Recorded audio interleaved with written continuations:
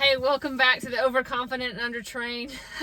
Jennifer decided she didn't like how her face looked last time, so she's decided she's going to wear a bag over her face until she gets her facial expressions under control. I was a little overconfident in my acting abilities, but definitely undertrained. So I'm working on it. I'm not sure I can talk with her like that, but hopefully by next episode we'll get that worked out. But today we wanted to talk about a race that we just did about three and a half weeks ago, and it was the Savage Race down in Grandview, Texas. And so we wanted to talk about our experience there, and we're really a fan of the Savage races. They have a 5K and 10K distance, and we did the 10K distance. But what we really like about the Savage races is that, you know, they're on the shorter end as far as obstacle runs or mud runs go, but they pack in a lot of obstacles in a short amount of time, and so we get a lot of fun experiences. And if you bring spectators with you, they can see a lot of the things that's going on, so they can catch a lot of those obstacles. And in fact, at the end of this video, we're going to show a video that our friend Julie took while she was there with us, and she covered about 4.5 miles that day covering as a spectator, and we covered about 6. And so she definitely put in the work as well. But what I also loved about this trip is we got to take friends with us. So we took 2 of our friends ran with us, and one went to be our videographer. And so it was a lot of fun just to get to drive with them. And of course, anytime we head down to the Texas Way, our first stop is always at the Buc-ee's. And so we grab snacks coming and going, and also maybe fill up on gas, but for sure fill up on snacks. Do you want to talk about the hotel that we stayed at on this trip? Yeah, so we were really fortunate. We, of course, did not look at hotels until maybe a week before the race. Beaumont Ranch is the location for the Savage Race in Grandview, Texas, and they have some rooms available there. So we got on. We have never seen it. We didn't know what it looked like, but they had a room that we could fit up to 6 to 8 people. So with 5 of us traveling, we booked it. We got there. We walked in. Well, first of all, they don't stay open late in the evening, so we're walking all around, not sure where to pick up our packet because I didn't pay attention to the directions. So finally, we're walking around. This is like at 9:30 at night. We walk up on this little town, so we start asking around, figure out, we go get our key. We walk in the door, and imagine our surprise when you walk in and everything, woodwork, everything, paintings, everything is in red and every type of pattern that you can possibly think of. So, but once we got over that shock, it was an incredibly clean room. It was perfect space for what we needed. So it worked out, but I know in Jamie's mind, she was thinking, what type of hotel did Jennifer book again this time? It's always an issue. But then we woke up the next morning, the sun lights out, we're able to see what's around us, and we see that we're really in this little tiny town. And we have these different buildings around us with rooms in them, and also even had a little church. But what was really nice, it was literally just a short walk to our race site, so we didn't have any parking issues. We, of course, get over there, we get checked in, and where's the first place we go? To the porta potties. So the porta potties. Every time. Jump in our porta potty line, just like normal, get that nervous tummy going. But our friend Julie was able to capture the perfect video because, of course, she was capturing every moment. And she gets Jennifer walking out of the porta potties as I'm walking in. If you really listen to what the announcer says, it really goes along well with that as also. The time is now. Nervous or not, it's time to go. Bring it on in. It's 7 And then, of course, after we get all our nervous tummy taken care of, then we have to make our way over to take some pre-run pictures. And this time we didn't have to do pre-run selfies because we had someone there with us. So that was nice. I think we look a lot better in pictures than we do in selfies. Yeah, my fat face kind of takes up the whole screen. So for the rest of this video, we really want to show you, Julie did such a great job of just capturing the day and capturing the moment. And so we wanted to include her video on here to capture what we did. And like I said, she made it to several obstacles just even as a spectator. So that was a lot of fun.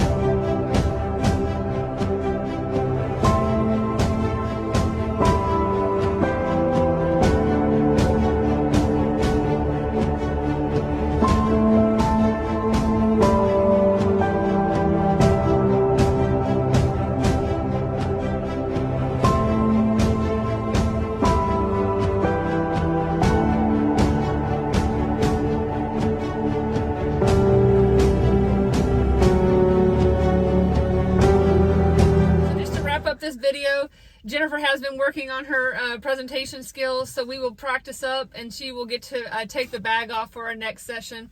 But again, anyone can be overconfident and undertrained. It's just about getting out there and try to get it done and having fun while you're doing it.